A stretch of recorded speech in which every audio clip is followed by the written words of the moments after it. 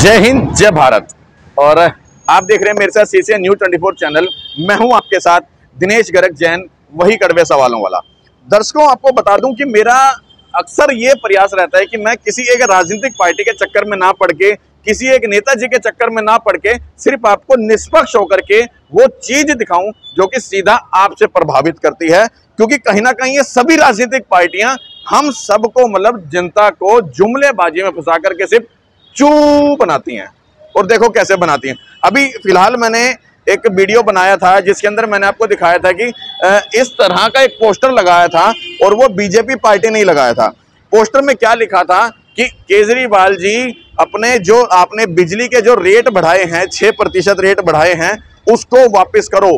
और हालांकि मैं भी उसका विरोध करता हूं, अगर रेट बढ़े तो रेट नहीं बढ़ने चाहिए, क्योंकि जनता के ऊपर सीधा सीधा इफेक्ट पड़ता है। अगर महंगाई बढ़ती है तो आपके ऊपर, हमारे ऊपर, मुझके ऊपर, सबके ऊपर इफेक्ट पड़ता है।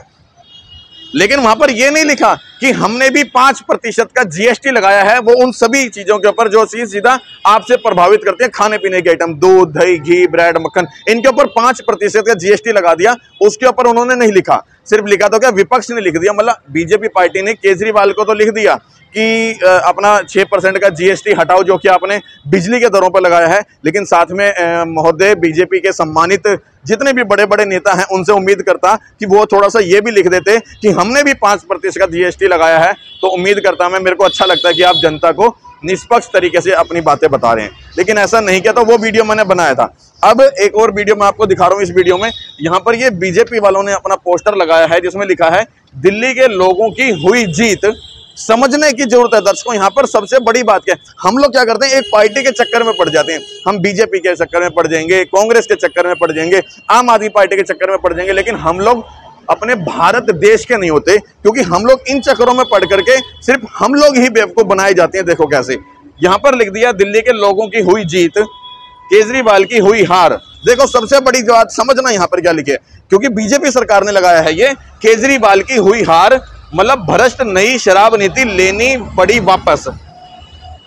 इसका मतलब क्या है कि अगर आम आदमी पार्टी ने, केजरीवाल सरकार ने, जो कि 2020-21 के अंदर जो अभी जो नई पॉलिसी बनाई थी, उसको वापस लिया है, तो इनका सीधा सीधा बीजेपी का कहना मतलब है, आदेश गुप्ता जी का कहने का मतलब है कि बड़ा कितने गर्व से ये बात कह रहे हैं, और गर्व से बिल्कुल बेवकूफ बना रहे हैं सही मायने में ये इस समय।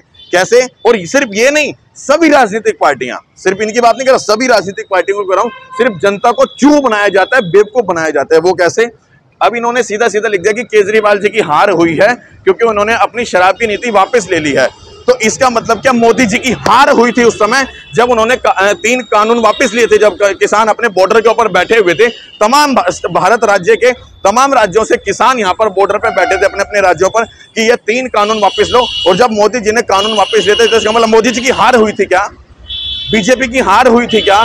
लेकिन सही मायने में क्या है, हम लोगों को सिर्फ गुमराह किया जाता है, कभी बीजेपी में उलझाकर, कभी कांग्रेस में उलझाकर, कभी आम आदमी पार्टी में उलझाकर, मतलब अलग अलग नए नए मुद्दे ला करके, कभी अग्निपथ का मुद्दा, कभी राम रहीम का मुद्दा, कभी हिंदू मुस्लिम का मुद्दा, अब ये शराब का मुद्दा, अब ये बिजली के दाम का मुद्दा, मतलब कोई ना कोई नया मुद्दा ला करके हम लोगों को उलझाया जाता है, भटकाया जाता है, मुद्दों से उलझाया जाता है। अगर सही मायने में क्या ये सरकारें महंगाई, रोजगार, बेरोजगारी, तरक्की, इन चीजों की बात ना कर करके सिर्फ हम लोगों को बिना किसी मुद्दे के, हम लोगों को फालतू की चीजों में उलझा के रखते हैं, और हम लोग आज एक पार्टी के हो जाते हैं, बीजेपी के हो जाएंगे, कांग्रेस के हो जाएंगे, आम आदमी पार्टी के हो जाएंगे। अगर अपने भारत देश के हो जाते तो शायद आज इन समस्याओं के ऊपर हम लोग लड़ते, इन समस्याओं की बातें करते, इन मुद्दों को उठाते, बजाय कि एक राजनीतिक पार्टी का झंडा उठाने के। मेरी बात सही लगी हो तो एक बार वीडियो को शेयर जरूर करना, क्योंकि निष्पक्ष तरीके से पत्रकारिता करने का मेरा प्रयास रहता है, बजाय कि किसी एक राजनीतिक पार्टी के या बजाय कि किसी एक नेताजी के चक्कर में फंस के। जय हिंद, जय भारत।